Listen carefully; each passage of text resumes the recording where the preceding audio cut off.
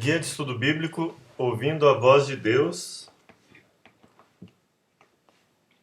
Relembrando o estudo número 2, aprendemos que a Terra, antes de ser criada, era sem forma e vazia, antes de ser remodelada, vamos dizer assim, né?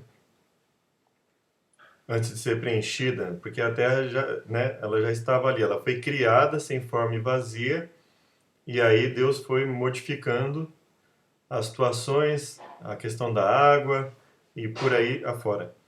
Deus falou e tudo se criou, os céus e a terra foram criados por Deus em 6 dias, estavam presentes na criação o Pai, Filho e o Espírito Santo. O homem foi criado do pó da terra, a mulher da costela de Adão.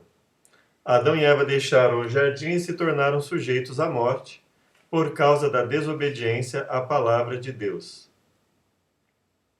Aqui existe uma falsa ciência, vamos dizer assim, que questiona a questão da criação de Deus, mas quanto mais a gente avança, mais nós percebemos que não há nenhum problema aqui, né? Um ser capaz de criar todo o universo com toda a complexidade que ele existe não vai ter problema nenhum em fazer um ser humano, tanto do pó da terra como de parte de outro ser humano. Se os próprios seres humanos já conseguem utilizar células para fazer tanta coisa, para fazer até mesmo a Dolly, no caso aí, então não há problema nenhum em se ensinar isso, em se verificar isso, não tem nada ilógico nessa questão. Agora, estudo 3, a origem do mal. Como harmonizar um Deus amoroso que deu a própria vida para salvar pecadores com a existência de doença, sofrimento, morte, violência, terrorismo, roubos e assassinatos frios que acontecem todos os dias? Então, aí é uma questão de nós acreditamos que Deus existe. A ciência bem compreendida, pelo menos é o que eu acredito e muitos acreditam, ela nos leva à necessidade de haver um ser que criou tudo, pelo menos um, né? Nós acreditamos, os trinitarianos acreditam que existem 3, que criaram tudo. Bom, tendo isso em mente, então nós não estamos questionando nesse momento a existência, ele existe. E isso é necessário. Nós já vimos que a probabilidade de tudo existir sem a existência de uma inteligência superior, ela tende a 0. Nós não estudamos isso, nós não estudamos esse assunto, mas nós podemos estudar num outro momento, analisar como isso funciona, mas toda a complexidade do universo leva a crer que é necessário que haja esse ser. Então nós estamos falando aqui sobre o caráter dele. Nós acreditamos que esse ser revelado na Bíblia, se você for olhar em outros livros religiosos, você não vai ver o relato da existência das coisas como a Bíblia relata. Então, ele é necessário. Então, nós acreditamos que ele, além de ter criado tudo, que ele é bom, que ele se importa conosco e que o que está acontecendo nesse mundo é algo excepcional. É algo que vai ter fim. É apenas um pedaço da eternidade em que Deus está abrindo uma exceção. Bom, então, se Deus é amoroso, ele tem poder e ele quer se livrar do mal, ele quer se livrar de tudo que acontece, então nós entendemos que isso é algo excepcional, que é algo, nós temos a eternidade como algo que, pelo menos de um ponto de partida, vai para o infinito, e dentro desse infinito nós temos um pequeno corte em que Deus permite essa exceção para nos revelar para nós e para outros seres que ele permite essa exceção para que os seres percebam o resultado de se viver por princípios que não sejam os que ele estabelece. Então, como harmonizar isso? Um Deus amoroso que deu a própria vida, no caso, quem acredita em Jesus Cristo, deu a própria vida para salvar pecadores, com a existência de doença, sofrimento, morte, violência, terrorismo, roubos e assassinatos frios que acontecem todos os dias. Salomão chega a dizer o seguinte, que coisas boas acontecendo com ímpios, com pessoas que não têm interesse nenhum em mudar de vida, em fazer algo bom. E pessoas justas, pessoas que buscam fazer o que é certo, lutar contra o que é errado e passam por situações ruins. Ele coloca isso como um mistério, que nós só vamos entender plenamente quando Deus nos revelar, provavelmente, na eternidade que nós acreditamos que vamos viver com Ele. Mas a Bíblia coloca algum ponto sobre isso?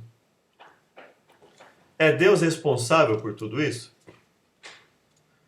Bom, isso que está sendo colocado aqui é uma série de interpretações que se fazem a respeito dos textos bíblicos. Lúcifer rebelou-se contra Deus e tornou-se Satanás. Satanás vem de Ra-Satã ou Sataná. Em hebraico ou aramaico, significa o adversário. Lá em Jó, quando Deus fala que a Bíblia fala que quando os filhos de Deus iam até ele, vinha o adversário também com ele.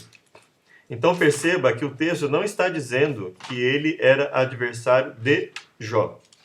O texto está fazendo um contraste entre os filhos de Deus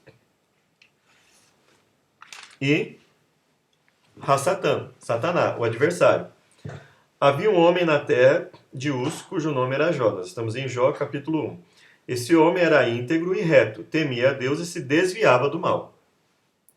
Nasceram-lhe 7 filhos e 3 filhas. Possuía ele 7.000 ovelhas, 3.000 camelos, 500 juntas de bois e 500 jumentas, e tinha também grande número de servos. Este homem era maior do que todos os do Oriente.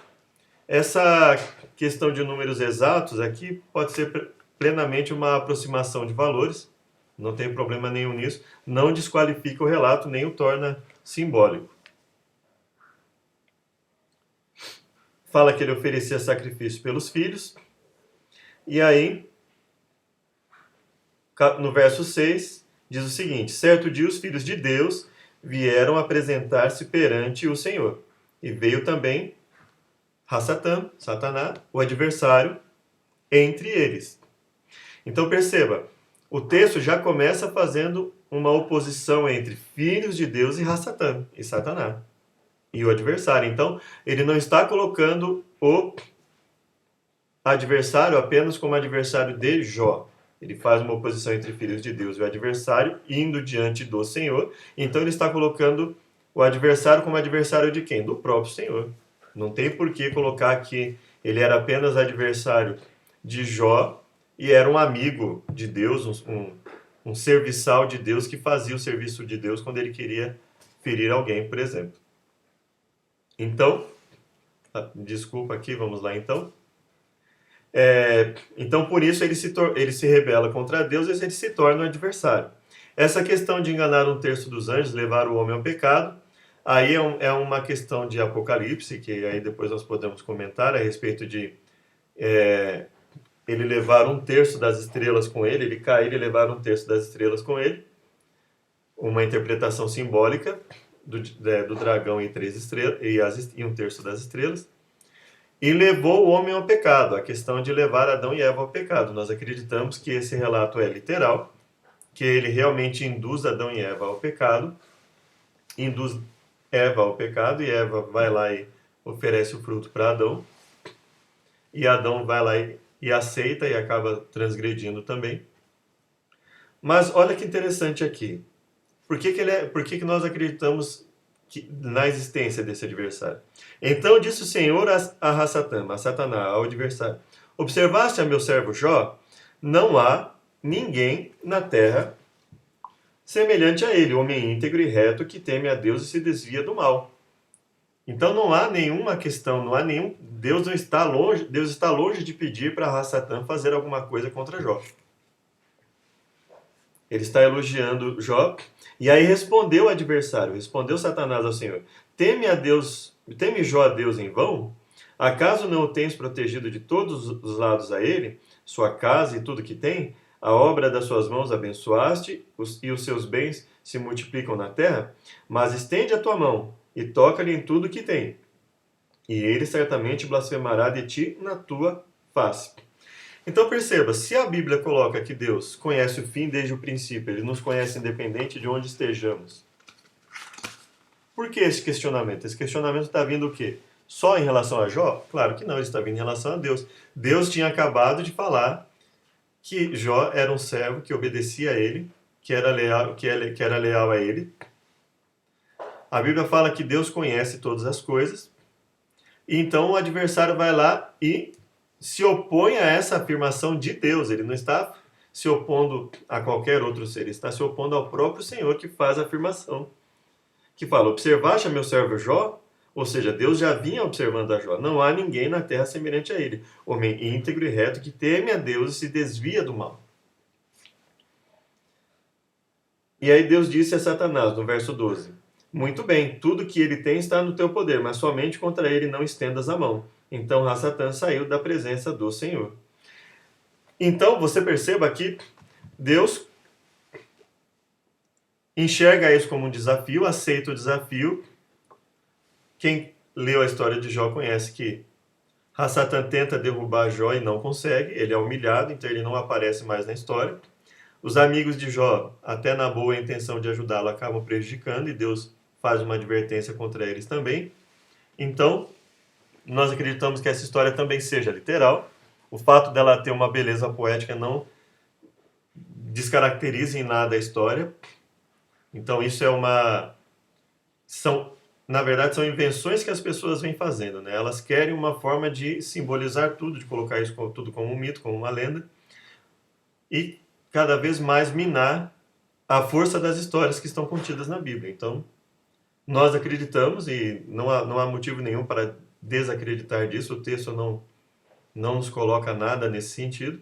Então, nós acreditamos que ele se rebela contra Deus, ele se torna um adversário, e ele leva o homem ao pecado. É o responsável por todo o mal que existe. Em 1 João 3,8 diz que ele vive pecando desde o princípio. Então, 1 João 3,8, aqui na tradução interlinear, o que nós temos aqui? Vamos ver se dá para... 1 João 3,8.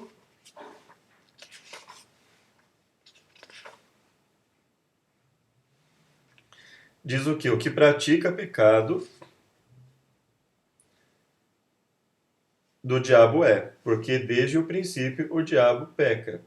A mesma palavra que ele usa para o mesmo radical, vamos dizer assim, que ele usa para falar que o que vive em pecado é do diabo, ele diz que desde o começo o diabo peca. Então, aquele que faz o que não é do agrado de Deus, está repetindo aquilo que o inimigo faz desde o princípio. Então, João 8,44 fala que ele foi homicida desde o princípio.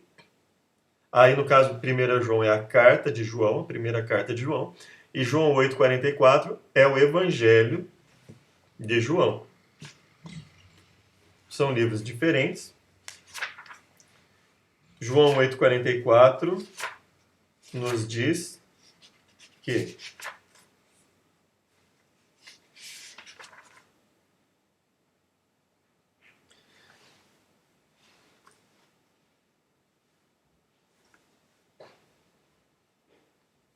vós sois do diabo, que é vosso pai, e quereis satisfazer-lhe os desejos. Ele foi homicida desde o princípio e jamais se firmou na verdade, porque nele não há verdade. Quando ele profere mentira, fala do que lhe é próprio, porque é mentiroso e pai da mentira.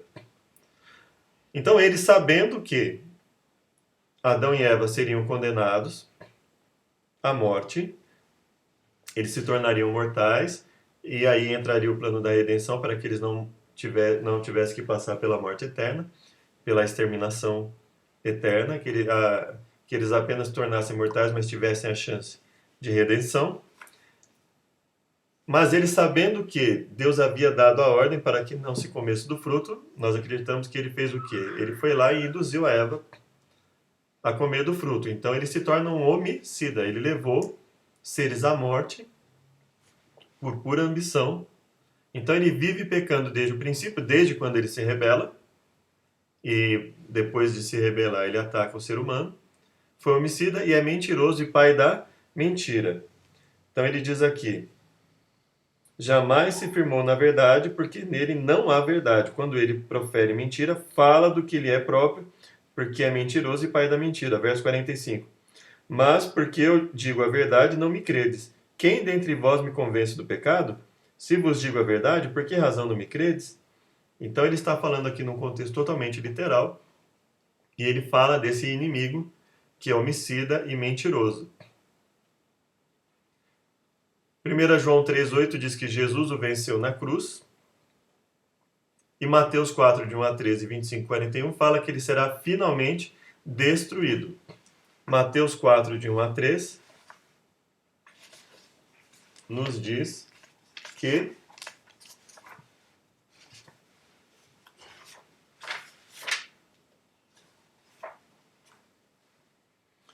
a seguir foi Jesus levado pelo Espírito ao deserto para ser tentado pelo diabo.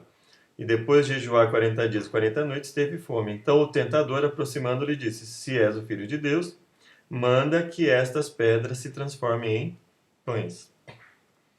Então, agora nós vamos lá no... isso é o episódio da tentação de Jesus, de uma das tentações que ele passou, em que ele consegue perceber a sutileza de Satanás e vencê-lo. Aí Mateus 25, 41 nos diz: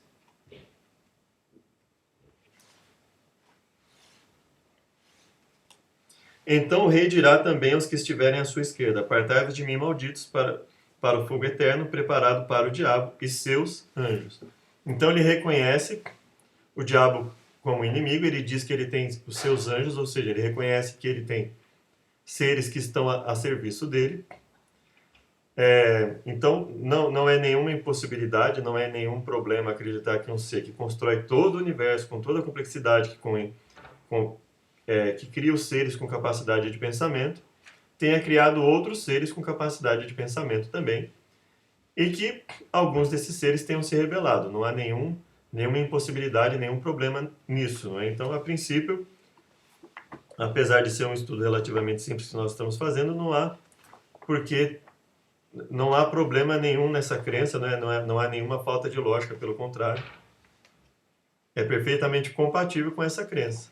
Não é? Ou seja, nós não seríamos os únicos seres pensantes, e ele também teria se rebelado e teria induzido outros a se rebelar. Assim como os seres humanos conseguem induzir outros seres humanos a se rebelar, ele que era um ser que não é um ser humano como nós, mas é um ser diferente, ele teria induzido os primeiros seres humanos a se rebelarem contra Deus. 1 João 3,8, nós vamos aqui voltar e ler. Aquele que pratica o pecado procede do diabo, porque o diabo vive pecando desde o princípio. Para isso se manifestou o Filho de Deus, para destruir as obras do diabo. Então, o Filho de Deus ele está se referindo a Jesus, ele se manifesta para vencer as obras do diabo. E nós acreditamos que ele o venceu de forma plena, vamos dizer assim, na cruz, e que futuramente ele só vai fazer a execução dessa vitória, desse plano. De quantos anjos é composto o exército de Deus? Apocalipse 5, verso 11.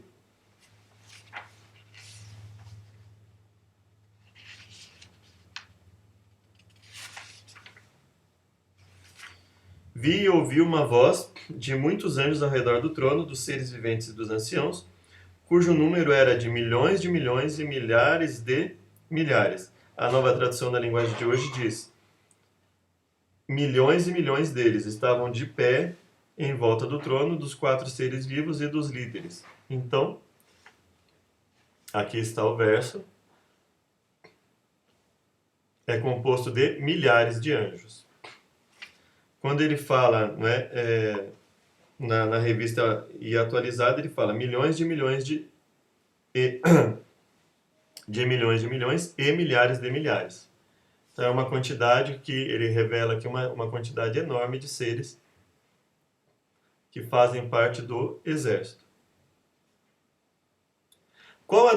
Que descrição a Bíblia faz de Lúcifer, o ex-líder dos anjos? Aqui é mais um ponto que nós temos que analisar com certo cuidado, mas que, tendo em mente que o livro de Jó fala de um adversário que tinha a capacidade de ir até o próprio Senhor, junto com os filhos de Deus que iam junto com ele, que ele não é um ser humano. E que ele fala que ele veio de rodear a terra e passear por ela. Então ele tem acesso à terra e ele tem acesso ao próprio céu. Então esse é o adversário. Então, em Ezequiel 28, 14, 15 e 17, aqui na sua Bíblia provavelmente vai estar escrito profecia contra o rei de Tiro, então você já consegue identificar o capítulo 28. Vamos ler 14, 15 e 17. Tu eras querubim da guarda ungido e te estabeleci. Estavas no monte santo de Deus, andavas entre as pedras afogueadas. Perfeito eras nos teus caminhos desde o dia em que foste criado, até que se achou iniquidade em ti. Na multiplicação do teu comércio se encheu o teu interior de violência, e pecaste, pelo que te lançarei profanado fora do monte de Deus, e te farei perecer, ó querubim protetor, entre pedras afogueadas. Elevou-se o teu coração por causa da tua formosura, corrompeste a tua sabedoria por causa do teu resplendor. Por terra te lancei, diante dos reis te pus, para que te contemplem.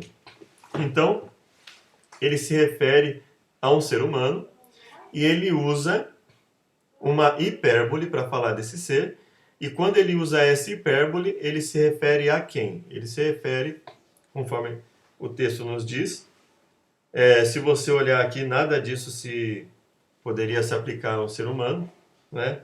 Perfeito era nos teus caminhos desde o dia que foste criado, até que se achou iniquidade em ti, na multiplicação do teu comércio encheu o teu interior de violência e pecaste. Então, ele fala, pelo que te lançarei fora do monte de Deus e te farei perecer ao querubim protetor. Existem algumas interpretações aí contrárias a isso, contrárias à existência de Satanás. Nós acreditamos em Satanás, acreditamos que no momento em que ele se refere ao rei, ele está usando uma linguagem que claramente não era uma linguagem que cabesse literalmente ao rei. Então é uma hipérbole. E nessa hipérbole, nessa linguagem que ele usa, ele fala de um outro ser que se rebelou, que nós acreditamos que é o próprio adversário, Hassatan, Satanás, não é? O adversário, o inimigo do próprio Deus que se rebelou. Então ele era perfeito nos caminhos até cometer iniquidade, até se rebelar contra Deus.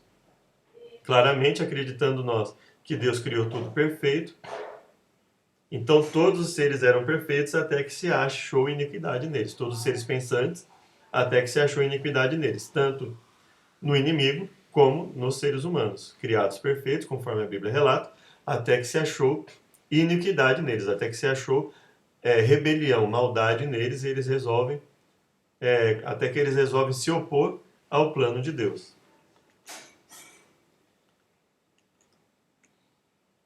Aqui nós já lemos, não é?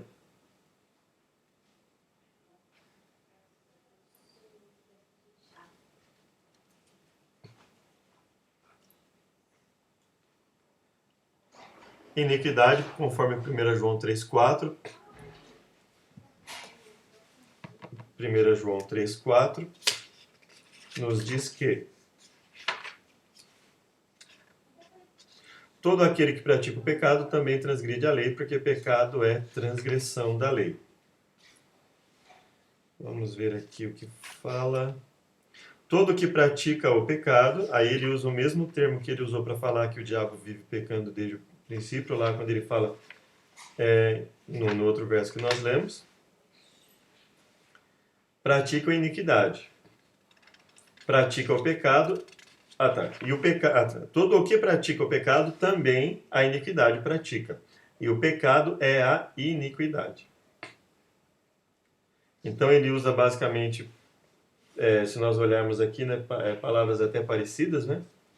Então ele fala que o pecado é a iniquidade, e iniquidade basicamente o que é? É transgredir o que Deus estabelece. Se você faz uma coisa que Deus permite, então você não está transgredindo nada. Então você não está pecando, você não está errando o alvo. Se você errou o alvo, você está fazendo o quê? Está fazendo algo contrário ao que Deus estabeleceu. Então Deus estabelece algo. Se ele estabelece algo, é uma lei. Se ele diz, ó, não pode fazer isso, e ele fala, não é permitido fazer isso. Então isso é uma lei. Se você foge disso e você erra o alvo, você está transgredindo. Então a ideia de que errar o alvo não seria transgressão da lei é uma ideia absurda. Errar o alvo seria o quê? Fazer a vontade de Deus? Obviamente não. Então errar o alvo é ir contra a vontade de Deus, contra o que Deus estabelece. E se Deus estabelece, é uma lei. Se Deus estabelece que algo não deve ser feito, não pode ser feito, então isso é uma lei. Que outros pecados esse anjo cometeu? Isaías 14, 12 a 14. Vamos lá em Isaías 14, 12 a 14.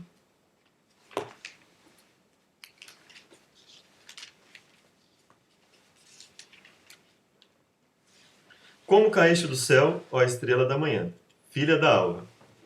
Como foste lançado por terra, tu que debilitavas as nações. Tu dizias no teu coração, eu subirei ao céu, acima das estrelas de Deus exaltarei o meu trono. No monte da congregação me assentarei, nas extremidades do norte, subirei acima das mais altas nuvens, serei semelhante ao Altíssimo. Mas será levado à cova, ao mais profundo do abismo. Os que te virem te contemplarão e considerar-te-ão e dirão, este é o homem que fazia estremecer a terra e que fazia tremer os reinos? Então, aqui é mais um juízo que está sendo emitido contra um ser humano, e aí nós vemos aqui claramente um transporte, né, características que não são desse ser, uma hipérbole, e essa hipérbole estaria se utilizando de quem novamente? Novamente estaria se utilizando da rebelião do próprio inimigo de Deus. O próprio inimigo teria se oposto a Deus, teria tido o interesse de subir acima das mais altas nuvens e ser semelhante ao Altíssimo. Então, que outros pecados esse anjo cometeu? Como caíste do céu, estrela da manhã, filho da alva. Como foste lançado por terra, tu que debilitavas as nações. Dizias no teu coração, subirei ao céu, acima das estrelas de Deus, exaltarei o meu trono e no monte da congregação me assentarei, nas extremidades do norte. Subirei acima das mais altas nuvens e serei semelhante ao Altíssimo. Então, nós entendemos aqui que no momento em que se usa esse simbolismo para falar desse homem que encontraria a sua ruína posteriormente, se coloca características que não cabem a um homem. Então, cabe a quem? Cabe a esse ser, esse adversário que estava lá, junto com os filhos de Deus, que tem a capacidade de rodear a terra, passear por ela, e depois ir até Deus e voltar e tentar e fazer um monte e planejar uma série de catástrofes para prejudicar o ser humano. Então, nós acreditamos que esse ser é o que queria se assentar e ser semelhante ao Altíssimo. A tentação de Adão e Eva, se você for ver, é basicamente a mesma coisa, é a proposta de ser semelhante a Deus, parcialmente, óbvio, semelhante a Deus,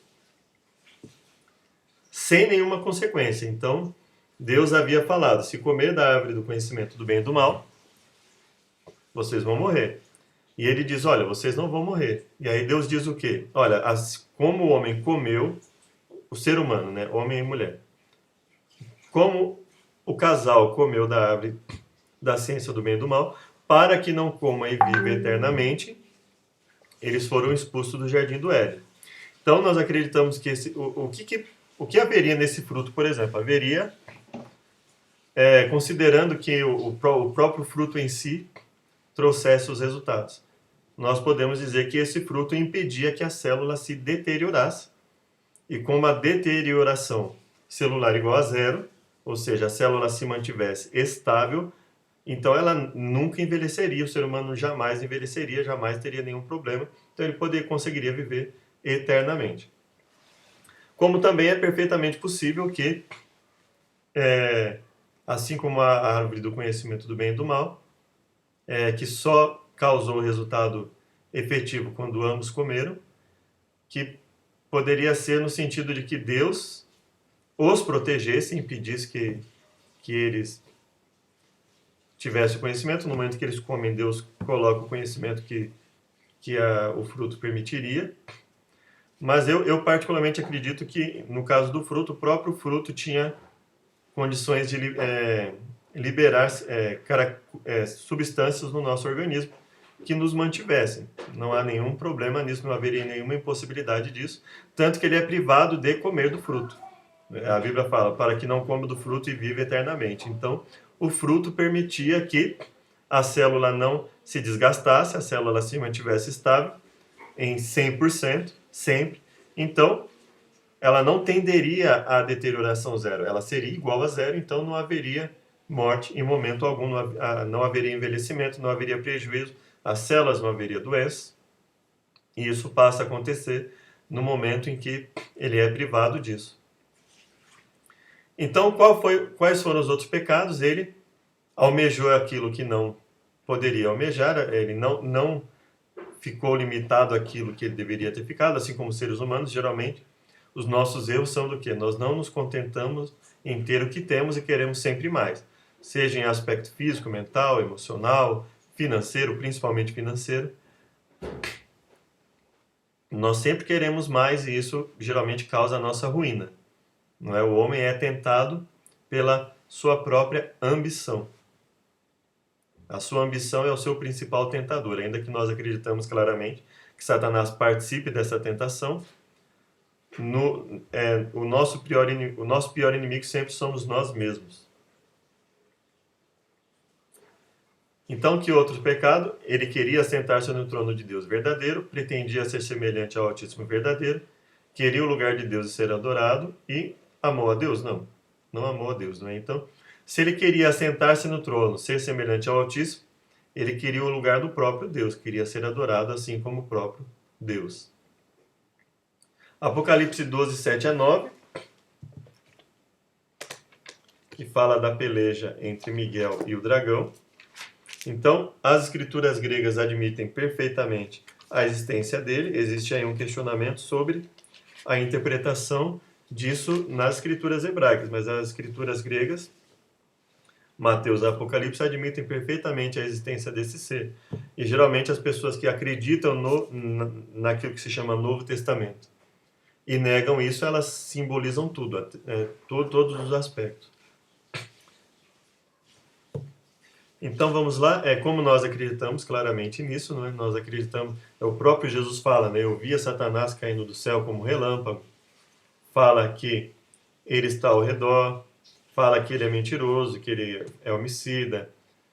A Bíblia fala que ele vem como um leão buscando a quem possa tragar. Então, nós entendemos aí, o próprio Paulo fala, né, que não é de admirar que se o próprio inimigo se transfigure em anjo de luz, que os seus ministros se transfigurem em ministros da justiça. Então, a existência dele é perfeitamente não só aceita, como difundida nas escrituras gregas.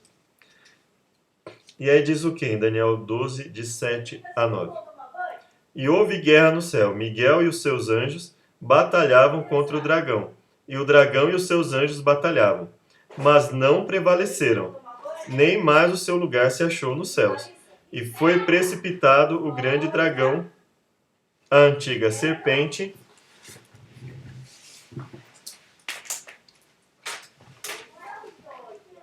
se tiver só como vocês fazem um pouquinho de silêncio quando eu estou falando, não até atrapalha, não é ouvir nada.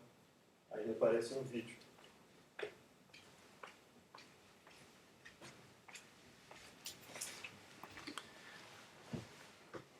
Então diz, houve peleja, houve guerra no céu. Miguel e os seus anjos batalhavam contra o dragão, e o dragão e seus anjos batalhavam. Mas não prevaleceram, nem mais se achou o seu lugar nos céus. E foi precipitado o grande dragão, a antiga serpente, que se chama Diabo e Satanás, que engana a todo o mundo. Ele foi precipitado na terra e os seus anjos foram lançados com ele. Então, houve uma grande peleja, uma guerra entre Miguel, que os adventistas em particular acreditam ser Jesus Cristo, mas houve uma peleja, uma guerra entre Miguel e o dragão, que a Bíblia coloca claramente como sendo o diabo, Satanás. O mal surgiu no céu através de um anjo de luz, que se rebelou contra Deus e passou a se chamar Satanás, o adversário. Nesse conflito, a terça parte dos anjos se uniu ao inimigo, e todos foram expulsos do céu, vindo alojar-se na terra. O texto diz o quê? Foi precipitado na terra e os seus anjos foram lançados com ele. Então ouviu uma grande voz no céu que dizia: agora é chegada a salvação, a força e o reino do nosso Deus e o poder do seu Cristo, pois já o acusador de nossos irmãos foi lançado fora, o qual, diante do nosso Deus, os acusava de dia e de noite. Se nós formos ler isso aqui, isso se parece bastante com aquilo que o adversário fez lá no livro de Jó. Quando os filhos de Deus iam lá, vinha Satanás com eles, e ele faz a acusação contra Jó. Então você percebe aqui que ele diz: ai dos que habitam na terra e no mar, porque o diabo desceu a voz e tem grande ira, sabendo que pouco tempo lhe resta. Então é interessante que ele usa uma linguagem aqui, no momento que ele se refere a Satanás, ele usa uma linguagem totalmente literal. Se você for olhar, ele diz: o acusador de nossos irmãos foi lançado fora, diante do nosso Deus os acusava de dia e de noite, eles o venceram por causa do sangue do Cordeiro, que é Jesus Cristo, e pela palavra do testemunho. Não amaram as suas vidas até a morte. Eles, os que venceram a Satanás, né? Os que venceram essas acusações. Pelo que alegrai-vos aos céus, e vós que nele habitais. Ai dos que habitam na terra e no mar, porque o diabo desceu a vós e tem grande ira, sabendo que pouco tempo lhe resta. Então, seguindo aqui todo o trâmite que veio desde Jesus, passa pelos seus discípulos nos livros e vem até Apocalipse, as escrituras gregas mantêm como certa a existência de Satanás e dos seus anjos que induzem os seres a pecar. Isso significa que nós estamos desqualificando o mal do próprio ser humano? Não, nós estamos dizendo que ele é induzido, que existem seres inteligentes que podem induzi-lo a fazer algo, dizer coisas e se manifestar de diversas formas para que o ser humano erre, mas que a decisão final é do ser humano. O ser humano é que decide o que vai fazer. Que advertência Deus fez a Adão e Eva? Gênesis 2, 15 a 17. O que está escrito lá em Gênesis 2, de 15 a 17.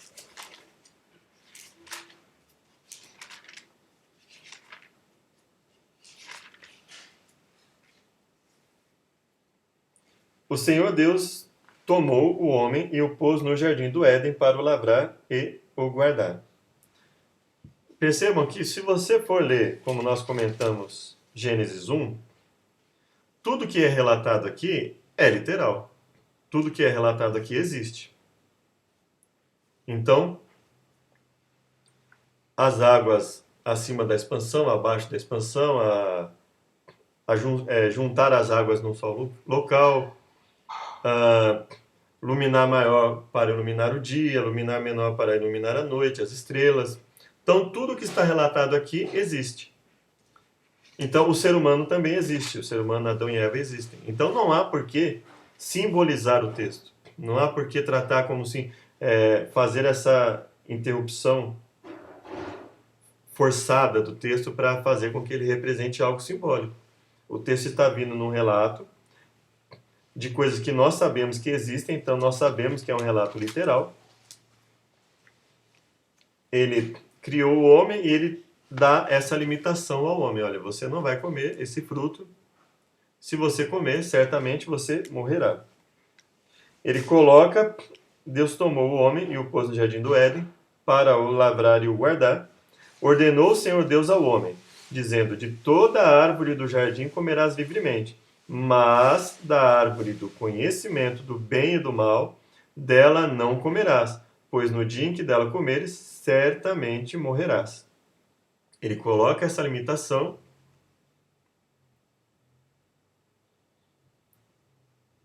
e não comam da árvore do conhecimento do bem e do mal, se comerem, certamente morrerão. E a serpente, o que ela diz? Gênesis 3, de 1 a 5. A serpente, mais sagaz que todos os animais selváticos que o Senhor Deus tinha feito, disse à mulher: é assim que Deus disse: não comereis de toda a árvore do jardim? Então, nós entendemos o quê? Quem estava falando através da serpente aqui, por mais que ela fosse sagaz, na maldição que Deus coloca sobre Adão, por exemplo, Adão comete uma transgressão. Ele come do fruto. E ele é amaldiçoado como? Do suor do seu rosto comerás o teu pão. A mulher, ela come do fruto e leva ao seu marido. Aí Deus diz, com dor terá filhos. 1. O teu desejo será para o teu marido e ele te dominará. 2. Então, Adão é amaldiçoado com a consequência do suor do seu rosto comer o pão. Eva é amaldiçoada com dor terá filhos. E Deus permitiria que ela ficasse sujeita à arrogância e à prepotência do homem. Então, o teu desejo será para o teu marido e ele te dominará. E a serpente? A serpente, qual foi a maldição lançada nela? Que ela rastejaria. Então, se ela não fala, então não foi ela que falou. Ou seja, ela cometeu o quê? Ela cometeu um erro, Eva cometeu 2, Adão cometeu 1, cada um recebeu uma maldição, uma consequência, uma punição. Qual foi a punição da serpente? Ela diz o quê?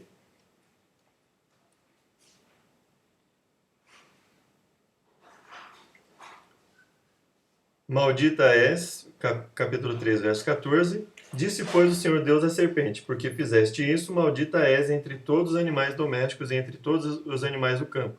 Sobre o teu ventre andarás, e pó comerás todos os dias da tua vida. Porém, inimizade entre ti e a mulher, entre a tua descendência e o seu descendente, esse te ferirá a cabeça, e tu lhe ferirás o calcanhar. Então, veja, então ela não falava. Não foi dado nada, não foi colocado nada que limitasse a fala. Então, ela então ela não falava, porque ela não fala. Então, aí nós acreditamos o quê? Quem fez essa simulação para que Eva imaginasse que a própria serpente estivesse falando por si mesma? Nós acreditamos que foi o próprio adversário, o próprio Satanás, o homicida desde o princípio, que levou o homem e a mulher a seguirem um caminho de morte, um caminho de se tornarem mortais. Então ele diz o quê? Mas a serpente mais sagaz que todos os animais selváticos que o Senhor Deus tinha feito, disse à mulher, é assim que Deus disse? Não comereis de toda a árvore do jardim? Respondeu-lhe a mulher, do fruto das árvores do jardim podemos comer, mas do fruto da árvore que está no meio do jardim, disse Deus, dela não comereis, nem tocareis nele para que não morrais. Então a serpente disse à mulher, é certo que não morrereis, porque Deus sabe que no dia que dele comerdes, se vos abrirão os olhos, e como Deus sereis conhecedores do bem e do mal. Eles comem, então Deus fala, agora que são como nós, conhecedores do bem e do mal. Então em que sentidos eles eram como Deus? Apenas no sentido de conhecer o bem e o mal, isso por semelhança. Eles não adquiriram a plenitude de conhecimento, eles passaram a ser semelhantes a Deus em termos de conhecimento do bem e do mal. E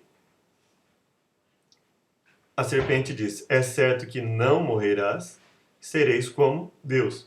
Então, assim como ele ambicionou ser como Deus, ele os induz a ser, vocês vão ser como Deus e não vão morrer, isso não vai ter consequência, isso teve consequência.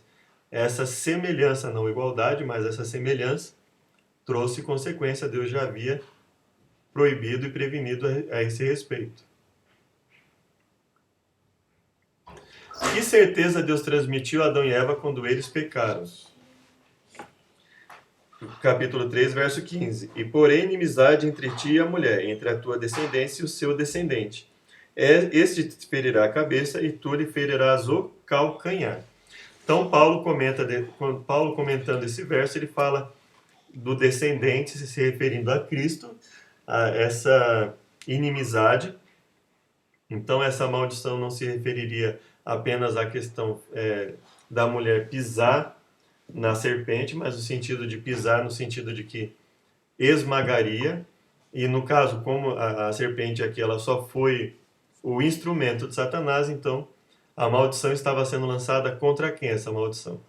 de inimizade do ser humano com a serpente. Era a inimizade entre Cristo e Satanás, a inimizade entre aqueles que resolvessem servir a Deus e o próprio Satanás, que utilizaria dos seus para prejudicar essas pessoas.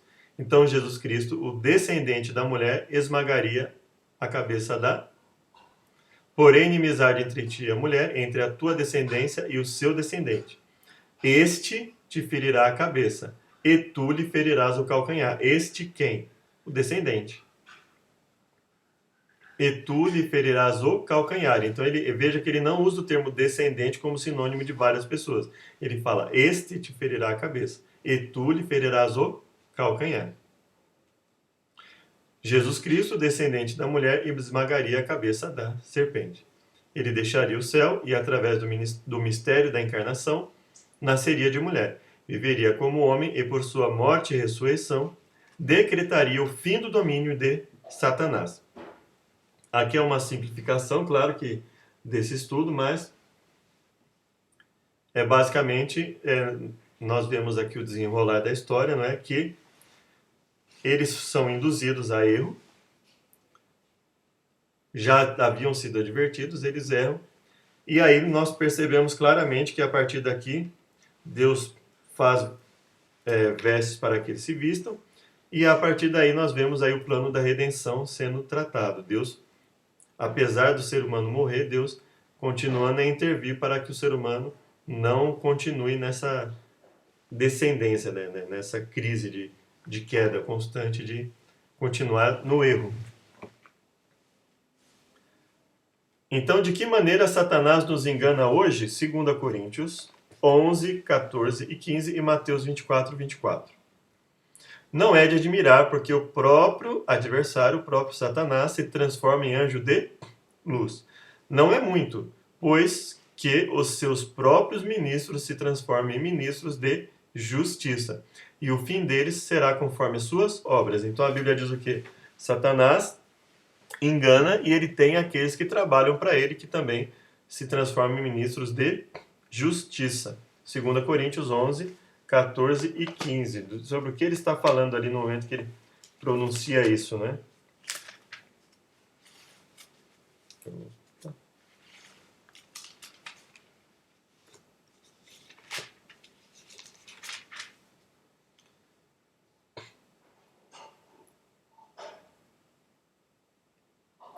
Vamos aqui do verso 10. Como a verdade de Cristo está em mim, esta glória não me será tirada nas regiões da Acaia. Por quê? Porque não vos amo? Deus o sabe. Mas o que faço, isso farei, para cortar ocasião aos que buscam, a fim de que, naquilo em que se gloriam, sejam achados assim como nós.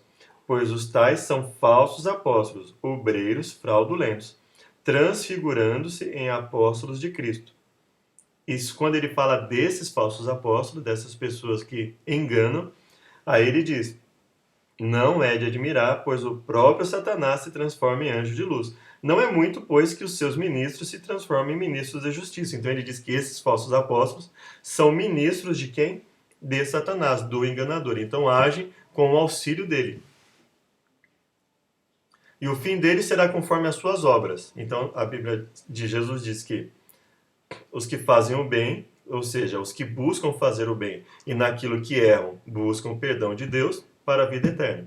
E os que fazem o mal, ou seja, os que se rebelam, os que não se arrependem dos males que cometem, das obras más, para a condenação. Porque surgirão falsos cristos e falsos profetas operando grandes sinais e prodígios para enganar, se possível, os próprios eleitos. Mateus 24, 24. Então, Mateus 24, 24.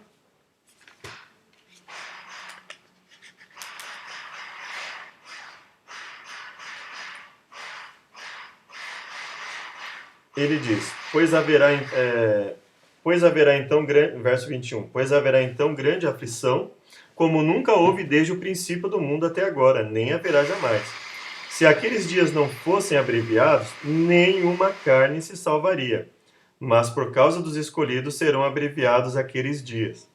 Então, se alguém vos disser, olhai, o Cristo está aqui ou ali, não lhe deis crédito, pois surgirão falsos cristos e falsos profetas, e farão tão grandes sinais e prodígios que, se possível fora, enganariam até os escolhidos. Prestai atenção, eu vou-lo tenho predito.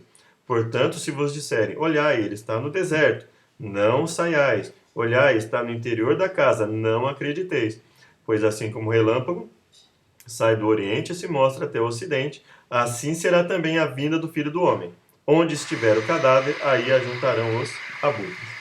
Então é o momento em que vai haver morte, inclusive. Então ele fala que, nesse meio termo, antes da volta de Jesus, surgem, assim como sempre surgiram, falsos cristos e falsos profetas, operando grandes sinais e prodígios para enganar, se possível, os próprios eleitos. E Paulo fala o quê? Paulo fala o quê sobre isso? Isso não é de admirar. Se o mestre deles se transfigura em anjo de luz, não é muito que eles se transfigurem em ministros da justiça, em falsos apóstolos. Transformando-se em anjo de luz, ele engana realizando sinais e prodígios. Contra quem o inimigo está especialmente irado em nossos dias. Apocalipse 12, 12 e 17. Por isso festejai aos céus, e vós, os que nele habitais. Ai da terra e do mar. Então céu não pode significar terra, porque ele está fazendo aqui o contraste entre o céu e a terra. Ai da terra e do mar, pois o diabo desceu até vós, cheio de grande cólera, sabendo que pouco tempo lhe resta. Irou-se o dragão contra a mulher e foi pelejar com os restantes da sua descendência, os que guardam os mandamentos de Deus e têm o testemunho de Jesus, e se pôs em pé sobre a areia do mar. E aí surge a questão das bestas, né, que surgem. Então, quando diz que ele se pôs em pé sobre a areia do mar, quer dizer que ele está coordenando tudo isso que vai acontecer. Então, se ele se ira contra os que guardam os mandamentos de Deus e têm o testemunho de Jesus, então fica claro o quê? Que ele é inimigo daquilo que Deus estabelece. Então, aqueles que... Veja que aqui nós estamos no Apocalipse, e ainda ele fala da guarda dos mandamentos e o testemunho de Jesus. Então, contra aqueles que não seguem mandamento algum? Não. Contra aqueles que seguem os 10 mandamentos? Também, não é? Vamos dizer assim. Contra aqueles que escolhem alguns mandamentos para obedecer? Não. Não cabe a nós escolhermos. Nós temos que ver o que é válido para os nossos dias e o que não é válido para os nossos dias. E segundo o nosso critério? Não. Como nos é possível vencer Satanás? Efésios 6, de 10 a 18. Quanto ao mais, sede fortalecidos no Senhor e na força do seu poder. Então nós temos que buscar força em Deus. A ideia de que não existe nenhum inimigo e que nós podemos vencer por nós mesmos é que tem levado esse mundo à ruína. A não buscar a Deus, a não buscar o poder para resistir e a não reconhecer que existe um inimigo que só pode ser vencido com a ajuda de Deus. Revesti-vos de toda a armadura de Deus para poderes ficar firmes contra as ciladas do diabo. Então ele fala que nós devemos nos revestir da armadura de Deus. Do contrário, não ficaremos firmes contra as ciladas do diabo. Então ele nos arma ciladas para nos induzir ao erro. Porque a nossa luta não é contra o sangue e a carne, e sim contra os principados e potestades, contra os dominadores deste mundo tenebroso, contra as forças espirituais do mal nas regiões celestes. Isso significa que nós não temos lutas aqui? Óbvio que não. Se ele está falando para nós nos revestirmos aqui da armadura de Deus, o que ele quer dizer é que a nossa maior luta é contra o inimigo das almas. Portanto, tomai toda a armadura de Deus para que possais resistir no dia mau e depois de ter desvencido tudo, permanecer inabaláveis. E ele coloca essa luta, veja se nós fizermos o paralelo entre essa luta e Apocalipse, quem são os que permanecem inabaláveis? Os que guardam os mandamentos de Deus e têm o testemunho de Jesus. Ah, mas tem que ser perfeito, ninguém é. Não está falando ser perfeito, está falando o quê? Qual é a guarda dos mandamentos? Jesus diz, Se eu erro, eu peço perdão e busco me arrepender. Eu estou guardando o mandamento. Então, para que a graça possa me atingir, eu tenho que me arrepender. E esse arrependimento, Deus me salva pelo quê? Pelo mérito do meu arrependimento? Não, pela sua graça. Mas eu preciso me arrepender. Estai, pois, firmes, cingindo-vos com a verdade e vestindo-vos da couraça da justiça. Calçai os pés com a preparação do evangelho da paz, embraçando sempre o escudo da fé, com o qual podereis apagar todos os dardos inflamados do inimigo. Tomai também o capacete da salvação e a espada do Espírito, que é a palavra de Deus, com toda a oração e súplica, orando em todo o tempo no Espírito, e para isso vigiando com toda perseverança e súplica por todos os santos. Vigiar por quê? Vigiar porque para que não caia em tentação. E o que é não cair em tentação? Não transgredir, não vir a errar o alvo, que seria o que? Fazer, ir contra a vontade de Deus. Revestindo-vos de toda a armadura. É interessante que quando eles pensassem, por exemplo, num soldado romano, eles veriam a cada momento que eles vissem um soldado, eles se lembrariam do conselho de Paulo. Então foi bastante didática essa comparação que Paulo utilizou, não é? Revestindo-nos de toda a armadura de Deus, tendo o escudo da fé, seguindo a palavra de Deus. Basicamente, a espada é o instrumento mais eficaz para defender e atacar ao mesmo tempo, não é? Então, tendo o Espírito Santo ao nosso lado, não é?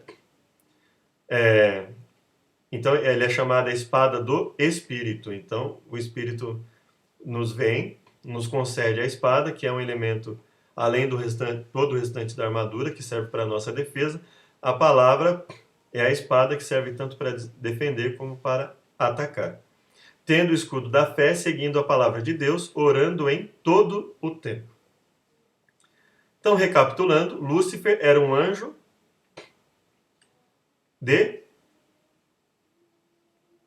de Deus e quis tomar o lugar de Deus.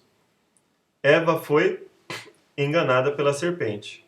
Vamos lá, né? O mal se originou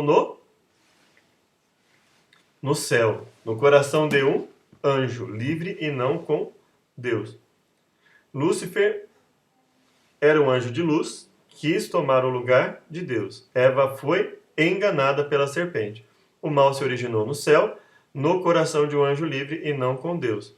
Lúcifer cometeu transgressão, iniquidade, ele errou o alvo, ele foi contrário àquilo que Deus estabeleceu, que é desobediência à lei de Deus, aquilo que Deus estabeleceu para que ele se mantivesse naquilo. Enganou os anjos e tem enganado muitos através de sinais e prodígios.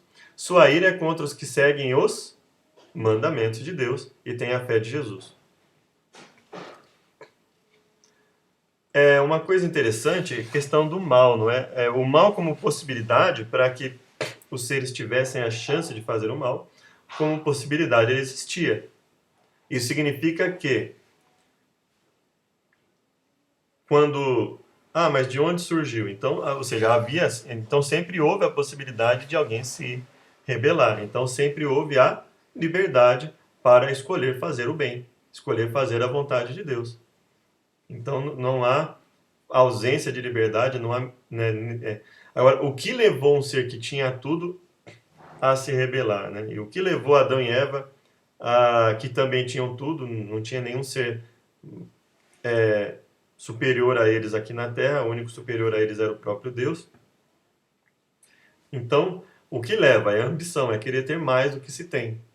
Mas se nós aprendêssemos a conviver, é lógico que isso não significa preguiça, não significa acomodação, significa contentar-se com aquilo que for possível conseguir, não é? Como Salomão diz, nem muito nem pouco, mas o suficiente. O problema é que o suficiente para muitas pessoas é sempre mais, sempre mais, sem nenhum critério. Nós podemos querer as coisas, sim, desde que isso não venha custar a nossa lealdade a Deus e a nossa convivência sem prejudicar as pessoas, né? Sem aquela ideia de que não importa o que eu vou fazer, eu vou Desde que eu tenha alguma vantagem, não importa se eu vou prejudicar alguém ou não. Compromisso de fé. Aí é uma opção de cada um de nós. Creio que o mal surgiu com um anjo criado perfeito que se rebelou contra Deus. Talvez esse estudo não seja suficiente para você afirmar isso, mas ele já é o início para que nós possamos conversar, talvez. No grande conflito entre o bem e o mal, quero ficar ao lado de Deus e sua palavra. Eu quero e espero que você queira também. Desejo me revestir de toda a armadura de Deus e seguir suas orientações. Eu desejo, espero que você também queira. Na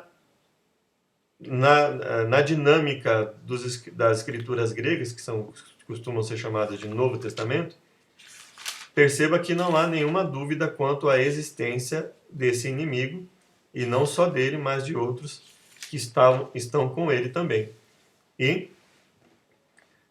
eu acredito que quando você olha para esse mundo, eu acredito que você, assim como eu, nós vemos que as alternativas que estão sendo dadas para se viver sem Deus estão longe de serem as mais adequadas, né? O ser humano tem cada vez mais deixado princípios morais, e a Bíblia coloca princípios morais que existe essa falácia, esse engano de se dizer, moral é uma questão particular, a ética é uma questão universal. O aspecto moral na Bíblia é colocado como algo universal e não particular. Eu acredito que ninguém imagine que furtar seja a melhor forma de conseguir alguma coisa.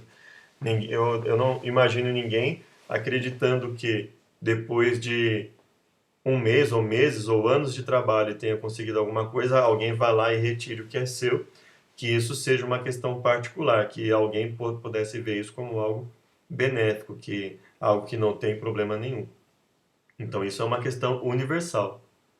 Assim como alguém entrar na casa de alguém e abusar de uma criança, não vejo como verificar relativismo nisso, que isso fosse uma questão particular de alguém. Então, perceba que nós estamos falando de questões universais. O ser humano precisa de descanso, todo ser humano precisa de descanso, não é?